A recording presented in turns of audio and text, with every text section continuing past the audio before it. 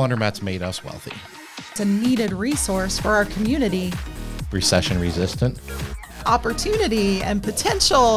One of the beauties of capitalism. You have to do your homework. It's not for everyone. 7 reasons that the Laundromats are the best small business in America. Hey everyone, Dave Menz, Laundromat Millionaire here in Cincinnati, Ohio, and we are back with you tonight for another fantastic episode of Laundromat Millionaire Business Podcast. We're doing things a little different tonight. I'll let Carla tell you about that, but Carla, how are you doing today? I am great. So yes, tonight's show is a little bit different. We don't have a guest for you. Instead, it's going to be just us. But we're going to talk about a topic that is often brought up to Dave and something that he's very, very well known for saying. And that is, why is the laundromat business the best small business in America? So today we're going to be talking about that, just Dave and I, give you some reasons and let you decide for yourselves if you think it is too. So Dave, everyone always asks you, why is the laundromat the best business in America? Why do you think that? Well, the first thing I want to do is start with a few caveats, if you will. So give me a second, and then we're going to jump into, I have 7 reasons. You could break it down to 5 probably. You could take it up to 8 or 9 or even more. But I do have a few caveats. So first thing I want to say is how laundromats made us wealthy, okay? That's a big part of our journey. If you watched episodes 1 and 2, we talked about that in length. Each of them were over an hour. You saw that we started with roughly $25,000 to $30,000 in cash that we saved up over many years. And we, after that initial cash infusion, we rarely added more of our own cash, meaning our own income from our jobs. Occasionally a little bit here and there early on, but it was a fairly insignificant amount. Really what we did is we added value by reinvesting our NOI, or net operating income, which most people know is just profits, okay? Yeah, basically we didn't pull anything out of the business. Right. We let the business kind of pay for itself. Once we made that initial investment and built equity, we could use the equity to continue growing it. Right. So that's kind of how we started. And then from there, as we increased our value proposition, which I talk about all the time, then we increased our margins. We created equity in our businesses. We added cash flow, which also increased the equity in our businesses, which eventually adds to our net worth.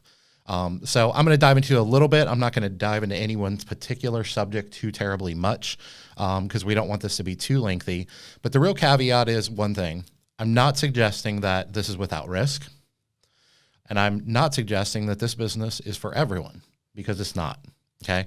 And I'm not even going to drive too much tonight into why it's not for everyone. That may be a future video, future episode. I don't know. But those are just kind of a couple caveats. If you'll just go on this journey with me and you figure out for yourself if this is the best small business for you. But I do believe that in most cases it is for most people. I will make that generalization. So the first one is something that was really important to me. I understand that it may not be important to a lot of people, but if you let me explain a little bit, I think that you'll understand that it's probably more important to you than you think. Okay. And what that is I believe this is the most important thing, but people can differ on where these rank. I didn't really try to rank them in order of priority, if that makes sense. The first one is that it's a vital community resource. Okay. Now, a lot of people refer to that as like recession proof, recession resistant, and recession proof. There's no such thing, but I do believe that it's recession resistant. Yeah. And I think that COVID proved this really well. Yeah. What I mean by that is anytime you're in business, you could own a surf shop or a bicycle shop or a restaurant. And do people need to exercise? Yeah, but they don't have to ride a bike. Do they have to eat dinner? Yes, but they can go to the grocery store and cook for themselves. The reality is that a good portion of our customers, they don't have options. Yeah. And so they need the local laundromat.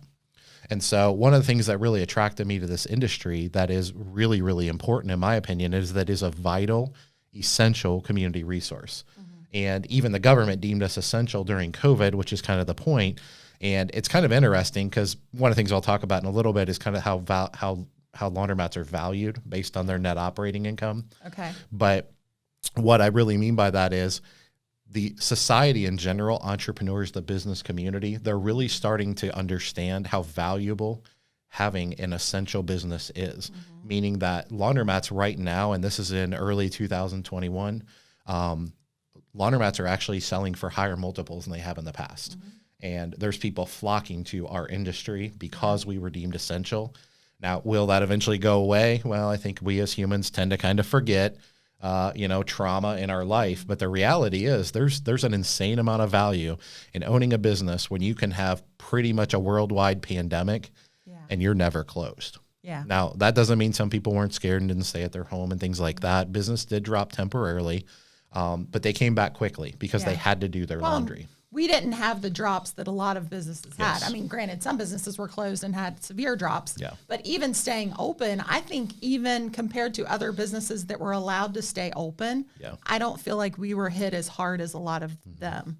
So definitely that there was that, the whole recession resistance of the laundromat industry.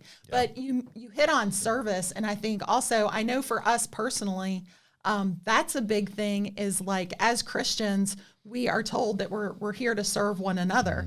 And so the fact that it's in the service industry and it's a needed resource for our community, it's also, I think for us, like an outreach to the community.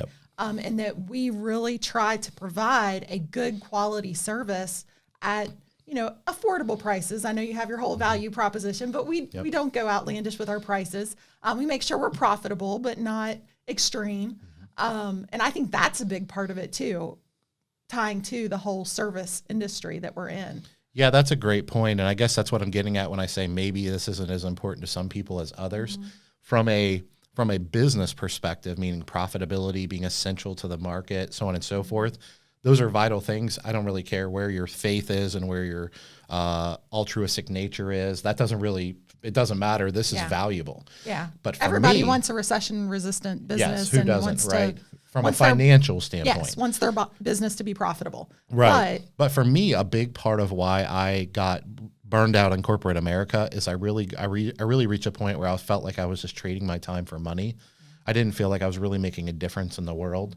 And that probably wasn't fair because everybody working a job is making a difference. People needed their phone lines fixed and so on and so forth. So that probably wasn't a super fair analogy. But the reality is I wanted something where I felt like I was significantly making a difference is probably a better way of putting it.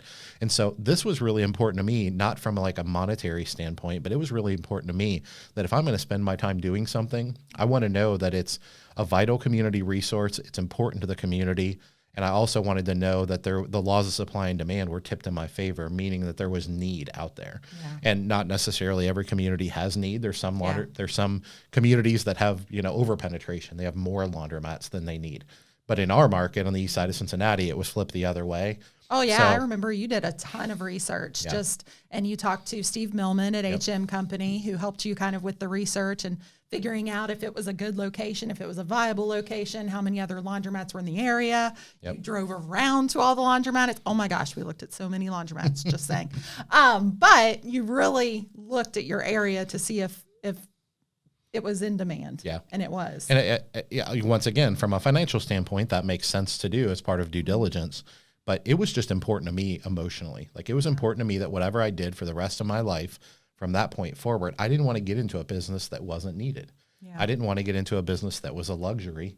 And from a business perspective, that's a wise thing to do. COVID has proved that. But for me, it was even more important than that. It was just like, what am I going to spend my life's work doing? And is it important? Now, I'm not suggesting entertainment isn't important, but it's not vital. Okay. And there's a difference in those two. So that's really what I'm talking about with something that's very important to me, but from an economic perspective and from a business perspective, it's really important too, because there's just an insane amount of value in being an essential business. Well, and talking to the whole supply versus demand in our market, I know we looked at a lot of laundromats, and this kind of, I think, speaks to the fact that for us, it is a community service, is to be honest, there are laundromats in our area. When we started, there were laundromats in our area. Our community was being served, if you want to call it that, but they weren't being served well. It wasn't that there weren't existing laundromats when we entered the business. It was what was there was a lot of broken down machines, a lot of just not clean, not feeling safe. I mean, the zombie mats, as Brian Gurrell would say. Yeah, a lot, and a lot of them too were just, they might have had okay service and okay machines, but they had poor customer service. Yeah, so I think a big part of that is just that there was the customer service aspect missing. I mean, you can even have the machines work and so on and so forth. Can people do without good customer service? Sure, they can. But once again, I think everybody deserves a positive experience. And I think one of the beauties of capitalism is that the people that do it the best are rewarded financially. And I need it. My point is with number one that I needed a lot more, other than just the financial rewards. I needed the intrinsic emotional aspect of knowing I'm serving my community. Yeah. So from a financial standpoint, makes all the sense in the world, even if you don't care about those things. But from a altruistic standpoint, if that's something that's important to you, then you're not going to find a more essential business than a laundromat. Yeah. It's just not going to happen. To serve. It is. It absolutely is. Yeah. So the number two reason that I believe that laundromats are the best small business in America is because it's a simple cash business. Okay. What I mean by that is it's a cash business. Everybody pretty much understands what that means. And what I'm really getting at isn't the fact that it's physically cash. What I mean by that is there's no accounts receivable.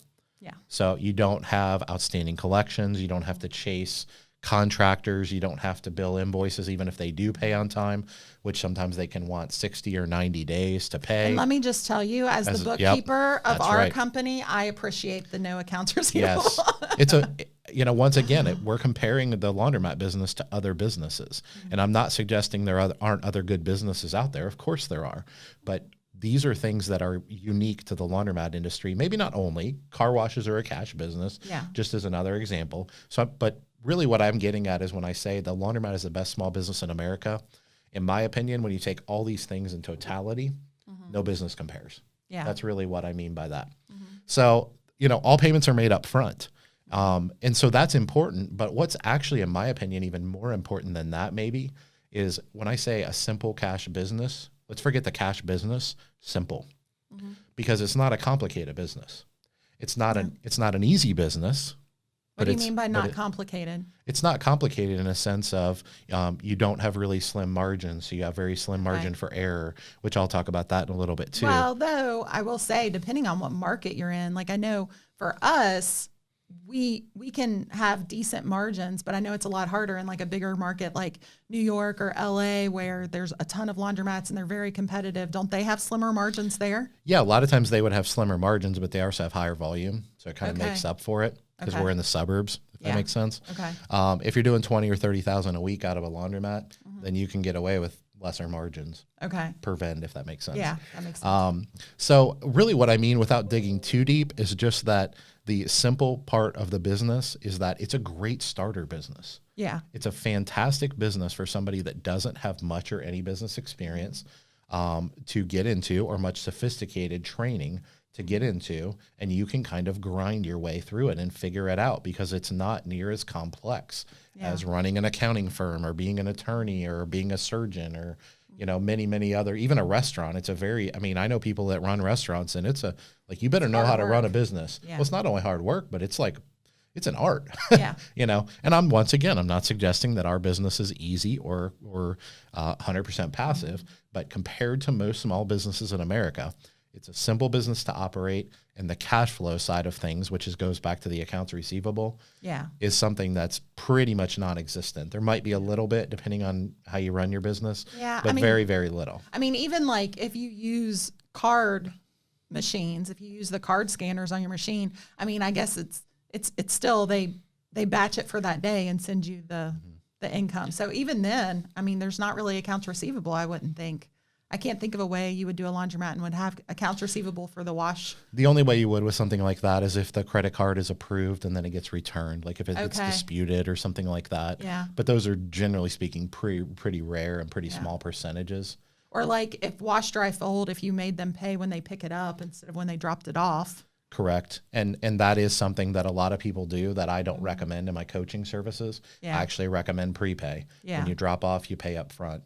And that gets a little bit harder with like pickup and delivery where you're, not interacting with them face to face. Yeah. But that's a different part of the even in business. pickup and delivery, I guess we could have some accounts receivable for like when the credit card gets denied. Correct. But that's it, because all of that goes through a card. Correct. And even in that aspect, it's a very, very small percentage, especially when you compare it to like being a contractor or once again, running a restaurant or something. Yeah. I mean, they have the dash and diners and Yeah. all this stuff. So, the reality is it being a simple cash business, which are really two different things, simple and a cash business. Yeah. Those are very valuable things. Does that mean once again, there are other businesses that are simple and cash businesses, but all these things combined really make it what it is. Well, I know from the accounting side of it, it simplifies it a lot for me, big time. Yep. But another thing that simplifies it for me is that we don't have inventory. Yeah. Just the fact that being a service industry, the service, they use it. We don't have to keep track of, costs of goods sold and all that kind of stuff. I mean, we do a little bit because we have some vending and stuff like that. But the whole not keeping track of inventory is huge on the accounting side. Yeah. Just to simplify things. And somebody that doesn't have an accounting background may not understand the value in that.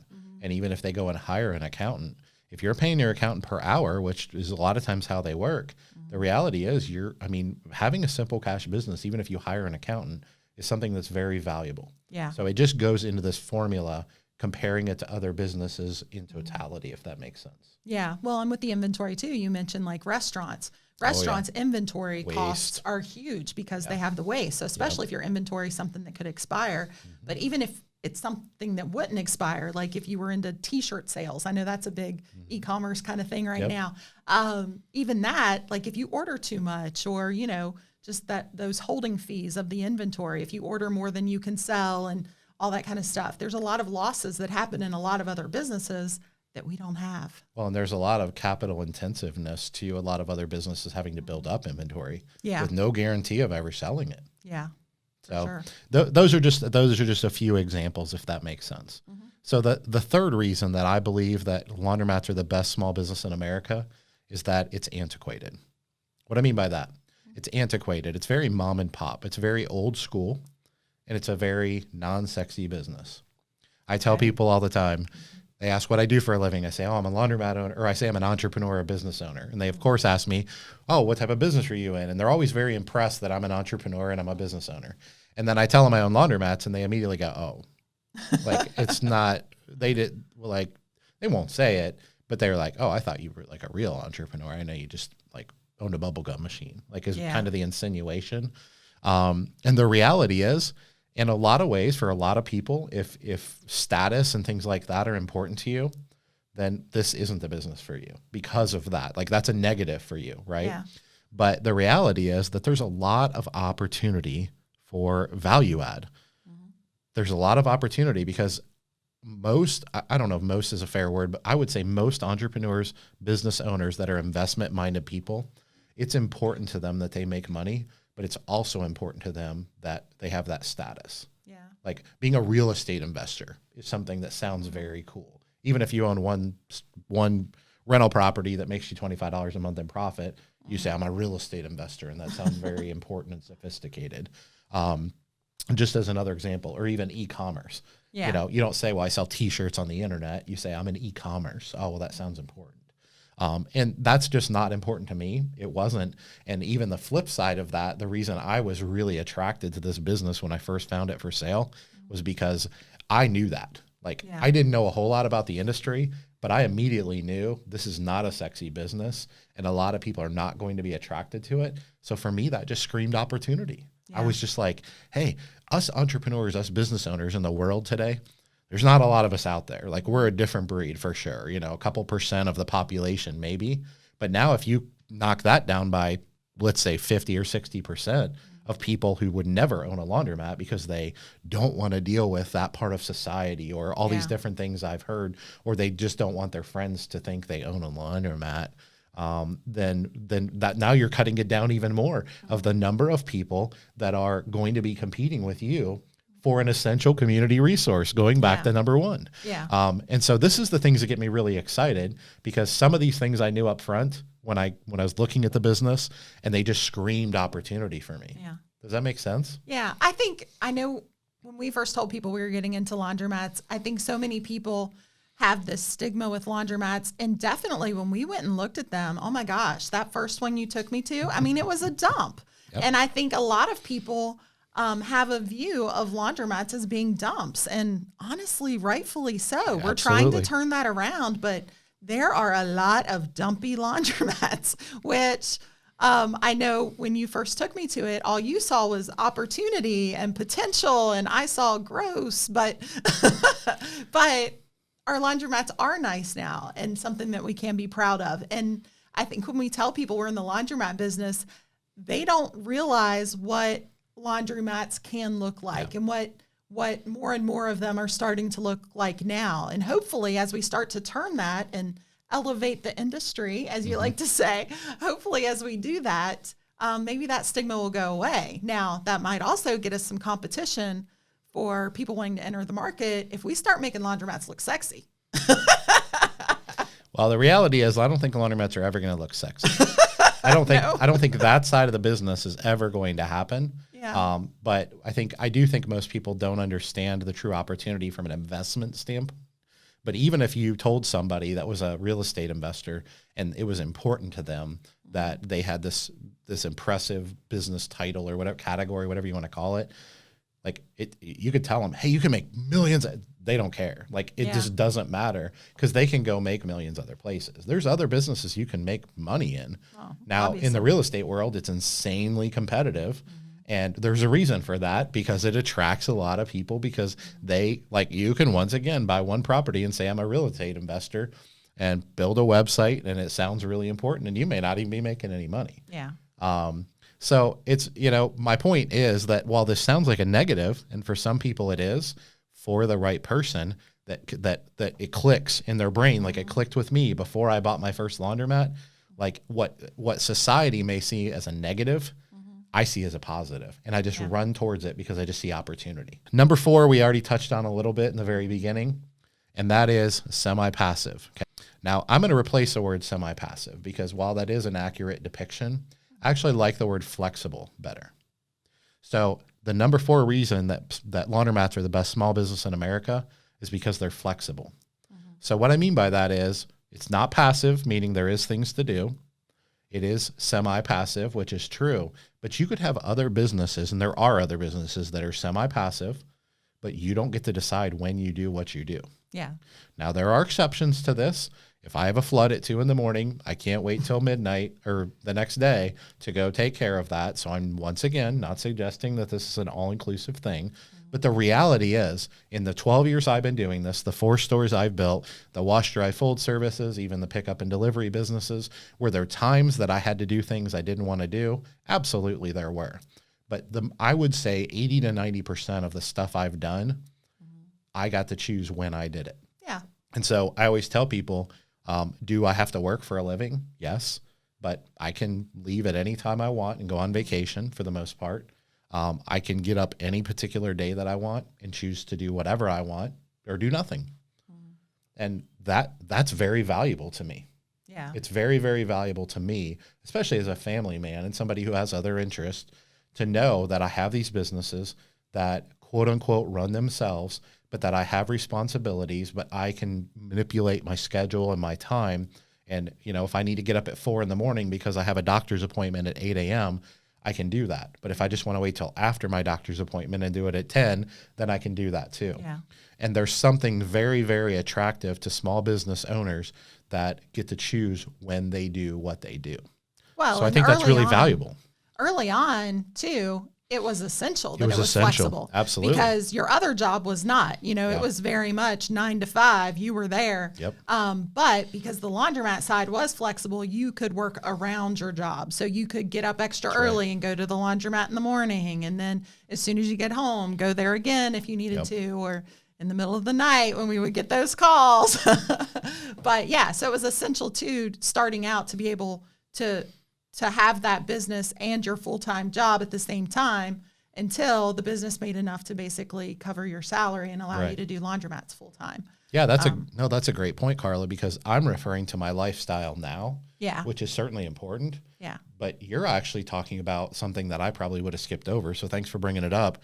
And that is that there aren't too many businesses that you can get into that are flexible enough that you can function and work that business around your job, your job, your career, no matter really what it is. Because a lot of jobs are 9 to 5s, you know, I mean, most of them. And even if they're not 9 to 5, you don't typically just get to pick when you work, unless you're a freelancer or something like that. So my point is there's a lot of value in that. There's a lot of value in having that flexibility. And this is reality versus what's sold a lot of times. So one of the things I tell coaching clients, usually on our first call, is, let me tell you something up front. 75% of the information out there about the laundromat industry is complete garbage. It's just complete hogwash. But 25% of the information out there on the industry is very, very solid information. So you got to navigate through which is which. Yeah. Well, this is one of those things where it could seem like one of those situations where it could seem like, oh, the internet says it's passive. That's bad. That's 75% bad information. Yeah. And what I'm saying is you just have to look at it through a different lens, if that makes sense, because it's actually not inaccurate information. It's misrepresented information, if that's a better way of putting it. Okay. So that's the top 4 reasons. And once again, I didn't necessarily put them in order, but those are my first 4 reasons is probably what I should say. So number five, what people get really excited about, money. Show me the money. That's it, brother, but you got to yell that shit. Show me the money. I need to feel you, Jerry. Show me the money. Jerry, you better yell. Show me the money. Money, it's important, right? It's great to have. I mean, if you have a great business that checks all these other boxes, but you don't make any money, it's not a business. It's a hobby. And good for you. That's called a nonprofit. So the reality is making money is important. I'm not going to sit here and tell you that it's not important. So I just want to dive a little bit into some averages as far as the revenue and the money that you can make on cash investments and things like that with the laundromat business, because a lot of people have no idea. Now, one thing I do want to predicate this with is to say too, that there are industry averages and they're going to swing at different places. A lot of what I'm discussing is how I operate laundromats, or we operate laundromats, which is what I call at the top of the industry. Yeah. Doesn't necessarily mean you have to be the Taj Mahal of laundromats. Doesn't have to be the most beautiful $3 million facility. It's really more about the way that you operate, the way you treat people, your level of training, your level of customer service, things of that nature. So that's really like the mentality I'm coming at it with. So the money. A lot of people talk about when they look at business, they say, okay, what kind of an ROI does this industry offer? Yeah. On the lower end of things, it's 20 to 30% cash on cash. So if you tell someone, I got $300,000, I want to go to a stockbroker and invest my money in the stock market, can you guarantee me a 20 to 30% return on the low end of things? He's going to laugh you out of the place, because the low end of things is like 0 basically. Yeah. And the high end, they're going to tell you like they're really killing it if they're getting you 8 or 9 or 10%, especially with any consistency. And so that's the low side of the industry. And this is part of that 25% of the information that is solid, like is solid information. This is perfectly quantifiable. So it's verifiable is my point. The high side of the industry is 50% and up. But what I really love about the laundromat industry is that you can fairly simply, once you learn the business and get your foothold a little bit, you can get an infinite return. Meaning an infinite return basically means that you have no cash invested in the business. Okay. So you have an infinite return, because when people say cash on cash investment, if I invest $50,000 in a business and I make $50,000 profit the next year, that's 100% cash on cash investment. Yeah. It doesn't matter if I went and borrowed $6 million, because the business is paying that $6 million back out of cash flow. Yeah. It's all about the money that I'm making and relative to the cash. Okay. If that makes sense. Okay. And that's really all that matters, because it doesn't matter if you borrow $20 million if the business pays it off. It's not your debt, it's the business's debt. Does that make sense? Okay. And so from an investment standpoint, that's the way that investors look at businesses. That's the way they look at investments, whether it's a stock market investment or buying a car wash or a laundromat. And so a lot of people are shocked by that. A lot of people don't realize that on the low end, I mean, obviously the low end is 0. I mean, if you run a terrible business, you're not going to make any money. Yeah. But the lower end of the averages is 20 to 30%. And that really goes into like how laundromats are valued. They're valued based on their net operating income, usually anywhere from 2 to 5x. So 2 to 5x, if you buy a business that is $100,000, Yeah. and you're paying $100,000 for it, and you're buying it for 5x, then that means it's generating $20,000 Yes. in net operating income or profits Yeah. before debt servicing, just so you know. That's how net operating income is calculated, is before you pay any loans, debt, if that makes sense. And so the reality is that those people that have researched a lot of different industries and a lot of different businesses don't understand that the cash flow that a laundromat can put out. And if you, once again, learn the business well, it's pretty simple. You got to look for the right opportunity. You can't just buy any laundromat anywhere you want in any community. It's a lot of it's about the education and knowing what you're looking at, or working with a good mentor or coach, having the right skill set, which sometimes takes years to learn. I'm not suggesting you just jump in day one and like have infinite returns. Yeah. Could you find something? Sure, you could stumble upon it, or you could work with a really good coach that could say, hey, this is a good return. This is a great return. This is an unbelievable return. Yeah. It depends on how patient you want to be and what opportunity you want to look for. But most people aren't going to turn down a 20 to 30% cash on cash investment. Yeah. And so when that's the lower end of the industry and the higher end is infinite, like what more do you want? Does that make sense? I think so. I will say, like, when you're looking at a laundromat, it worries me that someone's just going to look at any laundromat and think, oh, I can make a 20% ROI on that. But there's so much that goes into it, Yes. like not just the supply and the demand, but our business is so capital intensive. Like, we have so much machinery. And if that machinery is in horrible condition, you're going to have a lot of repair costs. Like, you really need to evaluate that company still. Like, Yes. it's not just, oh my gosh, it's a laundromat, it must be making 20%. Yep. Otherwise, everybody would get into it. And I just want to caution people that it can be a 20%, but you have to find the right place. You have to find the right place. You have to have the education. You don't go become a lawyer or a heart surgeon without getting an education. And the laundromat business is no different. There are many great things about the laundromat business. And this is why my coaching services are just taking off. And this isn't an advertisement for my coaching services, but the reason that they are is a lot of people are entering our industry that are more sophisticated, and they do understand a little bit more about business outside the laundromat industry. And so when they dig, they realize, okay, these returns are absolutely possible. Yeah.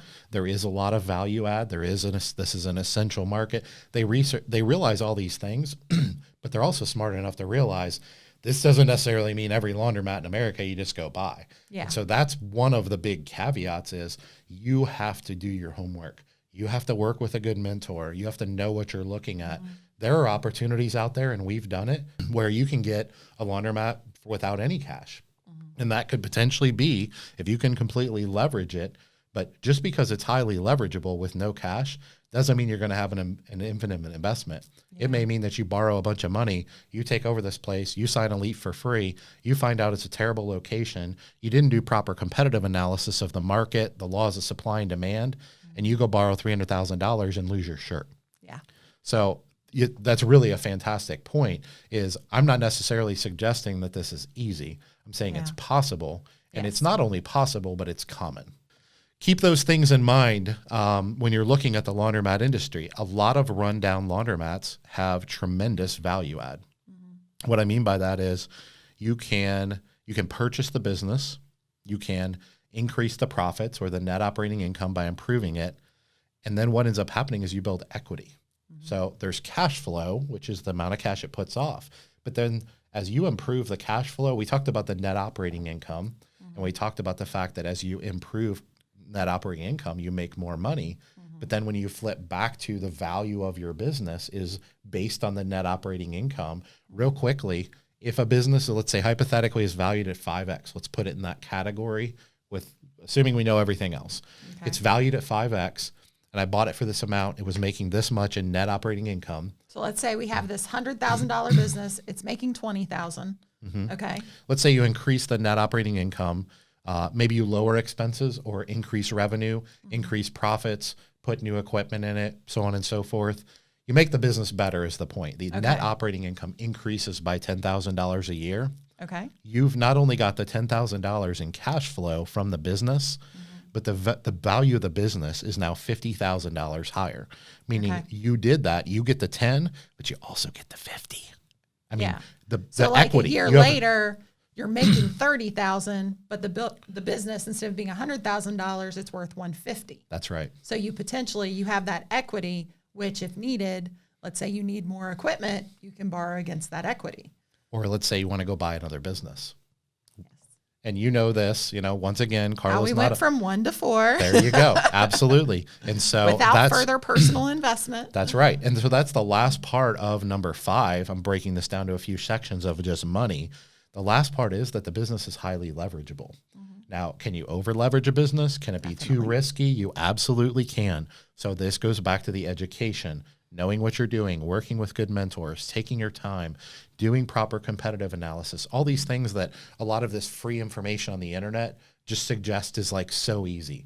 And it's not easy, but it's not a science. It's more of an art. Yeah. But if you understand the art, you understand the laws of supply and demand, you understand the industry, you understand cash on cash investments and how they can build equity in your business. And then lastly, you understand how you can leverage that equity to buy 1 laundromat to 2, 2 to 3, 3 to 4, so on and so forth. Is the only thing that's dangerous about leverage is making bad choices. Because if I have $1 million in cash and I want to invest $1 million in this business, worst case scenario, I lose that money, which is not a good situation. But if you're leveraging, worst case scenario, you're toast. You're bankrupt. And so you have to know what you're doing. But going back to this being a simple business, once you learn the industry, you learn the business, you work with a great coach that can help you navigate these things, a lot of times accelerate your educational process. It's completely possible. It happens all the time. Yeah. And the CLA, the Coin Laundry Association, estimates that there's roughly 30,000 laundromats in the country. Well, I always say, and this is just a ballpark, 15 to 20% are operating at the top of the industry. So what does that mean? That means everybody else is operating at the bottom of the industry or in the middle maybe, which means opportunity. So the point is there are plenty of opportunities out there. Every market is unique and different, but it's highly leverageable. And then the last thing I'll say is a lot of the manufacturers, pretty much all the manufacturers of this laundry equipment, which is a big, big part of our business. Yeah.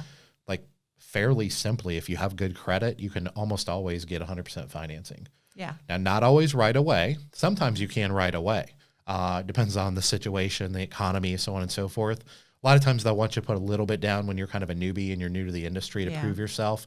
But nowadays, like I can't even tell you the last time we didn't buy laundry equipment, and didn't finance 100% of the equipment. We're doing $1 million project right now on the east side of Cincinnati.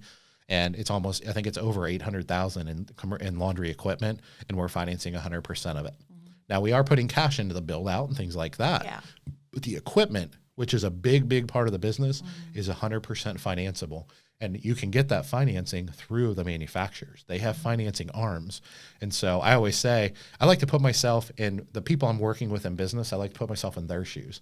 Say, why would they do business with me? Why would they take a chance on me? And what's their motivation? Well, if you're a manufacturer of laundry equipment, you make money by making and selling laundry equipment. So no one is more motivated to sell that equipment to you and to find out a way to say yes when it comes to financing. For sure. And so you just once again put yourself in the manufacturer's shoes. Why would they want to approve this loan? They want the sale. They want the sale. In our industry they call it moving metal. If they're not moving metal, they're not making money. Yeah. And it's really no more than that. So those are the top 5 reasons that I believe that laundromats are the best small business in America. The last 2, I almost consider making this 5, and then like these are bonus 2, but these are really super valuable. So I'm just going to call them 6 and 7. Okay. So number 6 is that the business is scalable. Okay. Vertical integration. For those of you that don't know what that means, all it really means is that you can build a business and build additional revenue streams on top of that business. And in some extreme situations, build a business and then build another business on top of it, all in the same industry. Okay. Yes. So I won't spend a ton of time on this, but if you don't know my story, go back, check out episodes 1 or 2. You'll learn more about our business. Depending on when you're watching this, I have my new book, Laundromat Millionaire, coming out late 2021, which is going to tell our story in even more depth than our interview did. But what I mean by vertical integration is there's the self-serve side of the business, which is most people consider the foundational side of the business. Yeah. the So that's laundromat. people going in, using your machines, doing their own laundry, leaving with clean clothes. Correct. Self-service. Correct. Okay. So that's the foundational side of the business. When people say they're in the laundromat business, that's what they're typically referring to. Now, there's the drop-off laundry side of the business. People call it wash, dry, fold, a lot of different names for it, fluff and fold, things like that. That is, in most cases, more of a ancillary income, but it can be substantial. And so you are vertically integrating, you're adding new revenue streams within the foundational core business model.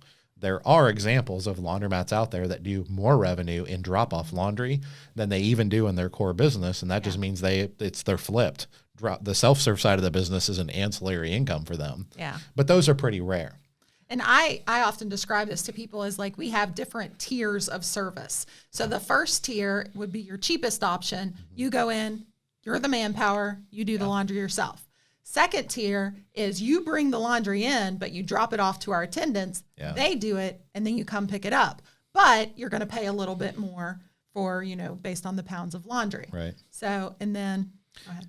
And then what has been life-changing for us, if you're paying any attention to anything, This would be the third tier. If you're paying anything to anything Dave Menz have been doing, and even other people in the industry have been doing, it's the laundry pickup and delivery business.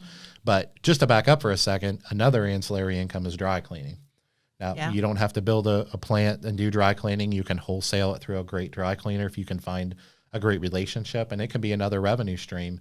And there are laundromats out there that just drop it in, you drop it off, you check it in, you check it out, they farm it out, they wholesale it to a professional dry cleaner. Yeah. And there are laundromats that make significant revenue on their dry cleaning. Just once again, depends on the laws of supply and demand in their market and whether the dry cleaning industry is underserved or over-penetrated. Yeah. But that can absolutely be a part of it too. Yeah. And we do a little bit of that in our We businesses. do. We do. Dry cleaning. Yeah. It would We don't definitely do the be dry cleaning, but we have a company do that. right. It Outsource. would be described as an ancillary income for us. So the last one is something that has been life-changing for us and is life-changing for a lot of people in the industry, with the caveat that they figure out how to crack the code. And that's also for a different episode, I'm sure. But the reality is, when you already have a self-serve laundromat that's a profitable, thriving business, and you add drop-off laundry to it, and maybe add a little bit of dry cleaning to it, you have a business that is paying its bills, making the returns on investment that we talked about, very profitable for you, properly serving the community. It's all fantastic. The reality is that most laundromats, even with a thriving drop-off laundry service, their turns per day, which is how many times a day a machine is used, on the higher end is 4 or 5 averages. Now, there are laundromats out there that are 7, 8, 9. Yeah. They're in very urban areas, downtown New York City, that kind of stuff. And there are exceptions to that, but the averages on the higher end is really 3 to 5, I would say. Okay. So having 3 to 5 in the industry is considered a pretty solid place to be, turns per day. So basically your machines are only getting used about 3 to 5 times per day. The rest of the time, they're just sitting there being unused. Not only that, they're costing you money. Yeah. Because what I always tell people is if that machine isn't making me money, it's costing me money. There is no middle ground. Yeah. It's using up square footage of the rent. Not only that, but it's using electricity. Yeah. Those machines have controls on them that are always on. And even at night, third shift, when the store's closed, if you look in a laundromat that's closed, you're going to see all these little digital reads, and so those it may be fairly insignificant, but the reality is the reason we got into the laundry pickup and delivery business and decided to do Happiness, which is what we're doing now, is we really saw an opportunity to vertically integrate to a level that I thought could have the potential to be life-changing. Yeah. So my point is, when you take a thriving, profitable business with the returns we've discussed for self-serve laundromat, for drop-off laundry, for even dry cleaning, and then you add a robust pickup and delivery service. Now, this is a very labor-intensive business, so I'm not here to suggest that this is easy. It's certainly not as simple as... The pickup and delivery definitely gets a lot more complicated. It is I wouldn't say compared to self-serve laundry, it's a fairly complicated business model. Yes. But we've got a lot of employees that are processing the laundry. We've got drivers. We've got, just the logistics of having a good software that can manage all that, and the customer service. And it definitely gets more complex. It's a very labor intensive business so really the pickup and delivery, when we talked earlier about the laundromat business being a simple business, the pickup and delivery side of things is a completely different animal. It's still not as complex as most other businesses, but it's not near as simple as the self-serve side of the business. But what we're really talking about here is the scalability and the vertical integration. And the reality is, without spending too much time on this, we started a laundry pickup and delivery business about 4.5 years ago. We lost money for the first couple years trying to figure out the business, trying to crack the code, figure out the formulas, figure out the margins, because there was a lot of people trying it in the industry, but not too many had really ever figured it out. So there was no laws of average. You just had to kind of keep banging your head against a brick wall until you figured it out. And luckily, we have a great team, and we figured it out. You come out the other side of it, and the margins are similar to the self-serve side of the business. But the beauty is, if you take a $350,000 a year laundromat from self-serve and a little bit of drop-off, and then you add a pickup and delivery business to it, which in our case, our pickup and delivery business out of one of our stores is rapidly approaching $800,000 to $900,000 in gross revenue with similar margins. You just took a $300,000 laundromat and through vertical integration and scalability, made it $1 million business. Yeah. So you want to go back and talk about equity. You want to talk about cash flow. You want to talk about a 2 to 5X and all the things we've talked about. Let me tell you something. You're not going to find too many businesses like that. Now, is it easy? Is it simple? No, it's not. Is it possible? It's possible. And it's not only possible, but, yes, we have figured this out for sure. But there are other people in the industry who have done that as well. Yeah. So it is possible. It's really not rocket science, although it is a labor-intensive business, but it is a life-changing part of your business. And when you start to quantify all these things together, life-changing is the best way I know how to put it. Well, and you were talking about ancillary income, and you talked about kind of our laundry service ancillary income. So we have the 3 tiers of service, self-serve would be your cheapest, and then drop-off is kind of the middle tier. And the dry cleaning, and then the pickup and delivery will be your most expensive option. But basically, you put your laundry out on your porch, our delivery truck drivers come and pick it up, and it's delivered back to you the next day, just as you custom designed it to be. Like you pick out the detergent and everything, if you want it hung, if you want it folded, if you want it dried, all that kind of stuff. So there are 3 different levels of service, but there's also other ancillary income streams that are possible in laundromat, even though they might be small. You can have vending. It could be vending of detergent and dryer sheets and laundry bags. It could be vending of snacks and drinks. So there's the vending income. You could have gaming income if you want to put in, video games, and you want to put in the little coin pusher machines. And, there's a lot of other possibilities depending on your square footage. And if you have that space, the ATM machine, there's a lot of different other opportunities for additional income streams in a laundromat that don't even have anything to do with laundry, just because you have a captive audience. Yeah. People put their clothes in the machine and they're there for a while, depending on how much laundry they have, until everything's dried and folded and ready to leave. Yep.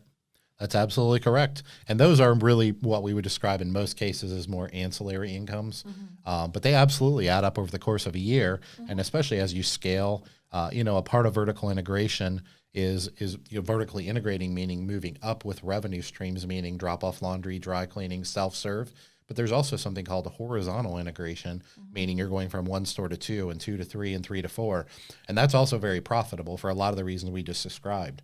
If you can figure out how to do 1 well, you can figure out how to do 2 and 3 well. Is it the same? No. There's an art to building and running and managing a multi-store chain of operations, but it is absolutely possible. Whether you want to go horizontal or you want to go vertical, the reality is it's a scalable business, and it's not only doable, but I would argue that I don't know if it's the majority, but a large portion of the industry has figured out how to do at least some of these things pretty well. Multi-store ownership has been around a long time. It's thriving as new technology comes into our industry and things like that. The more extreme side of things like pickup and delivery and things like that, that's definitely a different nut to crack. It's a different animal. Well, and that's kind of a new niche, it with is the whole absolutely Uber society that we have. Everybody wants everything, Uber Eats and all that kind of stuff. They want everything delivered to their door. Yep. And the last thing I'll say about the pickup and delivery side of things is, as we mentioned, it's not near as easy as it sounds. It's a very labor-intensive business. Figuring out how to do it isn't difficult. What's difficult is figuring out how to do it and have money left over. Yes, meaning have make margins. it profitable. It Make took it us profitable. a couple years for sure. And there's a lot of people in our industry that have launched pickup and delivery. They've bought vans. They haven't really paid attention to the fact this is not a different revenue stream. This is a different business. Yeah. They haven't treated it accordingly. They eventually crash and burn. Now, they may not crash and burn in a sense of they stop doing it. They just may stop growing, or they may they may do it for years and never realize they're actually not making any money off of it. They're just making $20,000 a month and spending $22,000 a month, or maybe they're spending, making $20,000 a month and spending 19 to run the business. Well, I mean, if you're if you're going to do that kind of a business, that's not much of a profit, if any. Yeah. Especially if you're working yourself to the bone. Yes, absolutely. If you created more of a job than a business, that's not really scalable. But the reality is these are things that are possible. These are all things that we've done. They're all a big part of what has made us millionaires. And they're a big part of what I'm going to talk about in my book. All right, so those are the top 6 reasons that I believe laundromats are the best small business in America. And I got one more for you. And it's a pretty great one. And this could be a whole different episode. So we're not going to do that. We're not going to keep you here for 3 hours. But it's real estate. So those of you that are watching this that are not in the laundromat business, that are real estate people, and there's millions of them out there, they're super excited right now. They're really excited because they're like, you say the word laundromat, and they're all over that. And I'm not going to dig too deep into this, but real quickly, what I mean is when you build a cash flowing business that has equity, and we talked about how we would do those things fairly simplistically, what you can do is you can take that equity and you can leverage it to build more laundromats, but you can also leverage it to buy real estate. Now, you could buy anything you want. You could take that equity and buy anything you want. But what I recommend people do and what we do is purchase the real estate, if possible. Purchase the real estate that your business is in, that your laundromats are in. And what you end up doing is, from a real estate perspective, from an investments perspective, you have a guaranteed tenant. Because really all you're doing is taking money out of your business. And instead of paying it to a landlord, you're paying it to yourself. Different legal entity. Talk to your lawyer about these things. Yeah. But the reality is it's not complicated to do. It's a fantastic investment. But the reality is over time, because you control both sides of the equation, you can raise your rent. You can increase the value of your property. And I'm not going to dive too deeply into it, but when you raise the rent, a commercial property is based on CapEx. It's based on how much rent it can collect, how much revenue it can generate. I didn't realize that. Yeah. I'm like, why would you raise the rent? You're the one paying it. But okay, so it's more about valuation of the property. Correct. Okay. So I won't dig too deeply into like CapExes and things like that. People that are in real estate know what I'm talking about. If not, there's great videos out there on those things, and maybe we'll talk about that more in the future. But the reality is you could take this equity, you could even take this cash flow, use it to purchase the property that your business operates in. If it's a single standalone building, that's fantastic. But even if it's just a small shopping center with maybe 2 or 3 tenants, your laundromat in a lot of cases is operating over 50% or occupying over 50% of the square footage. Yeah. So you're basically guaranteed to be profitable because you know you're going to pay yourself. Yeah. If you want to, you can increase your rent. Now, as you increase your rent, what's going to happen is your net operating income of your business is going to go down, but your CapEx on your real estate is going to go up. Okay. And so what ends up happening is they're not a 50-50 proposition. The CapEx is typically favored towards the real estate equity. And so maybe the value of your laundromat comes down 10% by moving money from, I'm not going to do an exact evaluation, but let's say you take $10,000 and pay $10,000 more in rent. Yes. If you take the $10,000 out of your business and it's at a 3x multiple, you lost $30,000 in equity. But it could, in many scenarios, increase the value of your property by $70,000 or $80,000. Okay. And all you're doing is taking money from one pocket and putting it in the other. But if you understand real estate, you understand CapExes, you understand commercial property and how they're valued based on the rent they bring in most cases, in a lot of cases, it makes sense to do. Now, there is a point of diminishing return, right? I mean, you don't want to get too crazy with it because the banks aren't going to buy it because they know you own the business. And so it is a balancing act, but the reality is there is not a better commercial tenant on the planet than a laundromat because they can't be moved. Yeah, not very easily. Well, yeah. I mean, they can be moved, but it's not usually a profitable endeavor. Just the plumbing and drains and all that, right. Like even moving the machines aside, it's like the infrastructure of it. Yeah. So even if you're a commercial property owner and you get an opportunity to sign a tenant that wants to put a laundromat in your facility, you've got an anchor tenant there. A lot of people associate with anchor tenants with, the big grocery stores and things like that. They occupy a lot of space, but I got news for you. They can move across the street. They can build their own building, and they do it all the time, and you lost your anchor tenant. Yeah. A modernized laundromat, and I'm using the caveat modernized there, a modernized laundromat can and usually is the best tenant that a commercial property can have.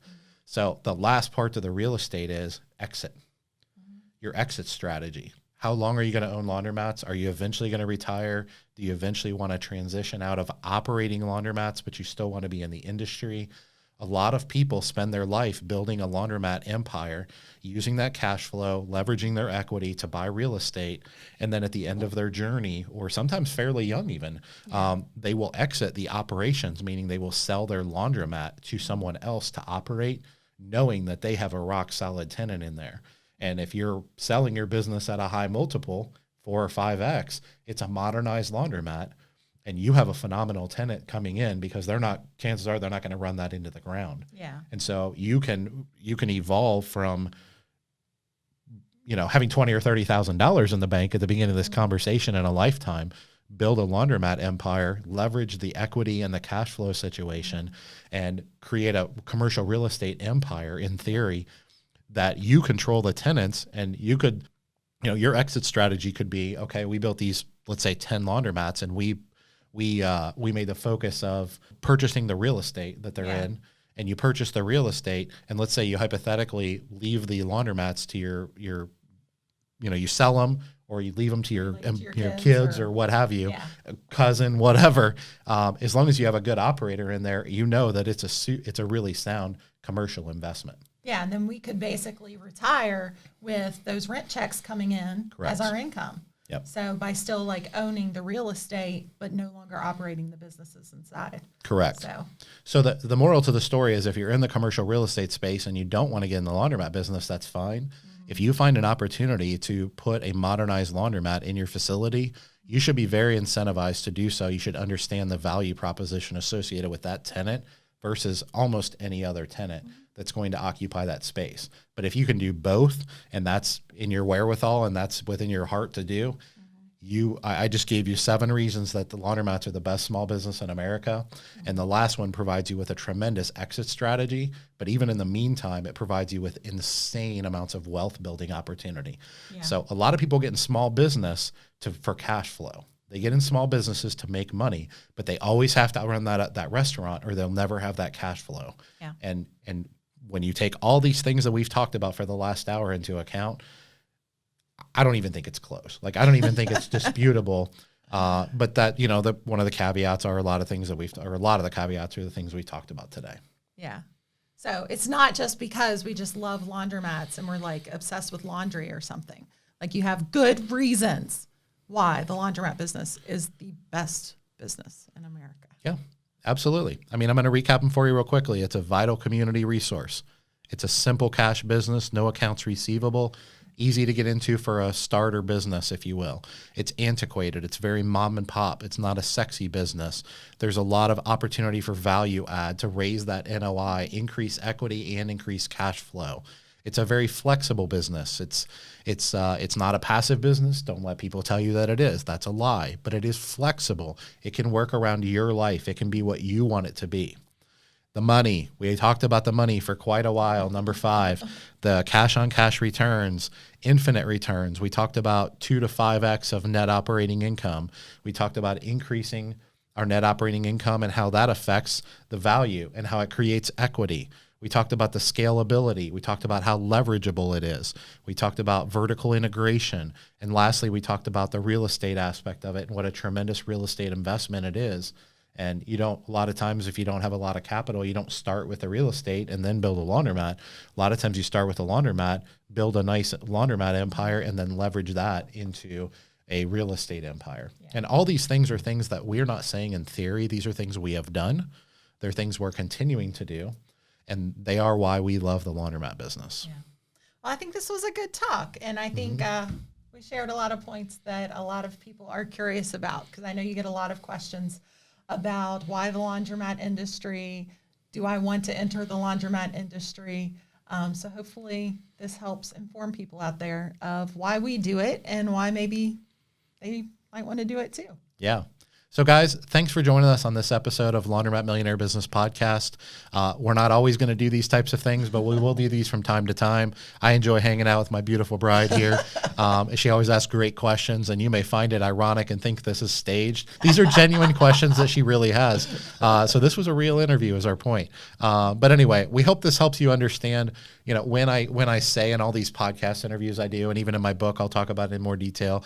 When you see some of my YouTube videos, or when I'm on a Q&A with Jordan Berry or something like that, and I'm just constantly throwing out this phrase, and you always think, what? He's always saying that, but he's never backed it up. Here it is, folks. Here it is right here on this episode of Laundromat Millionaire Business Podcast.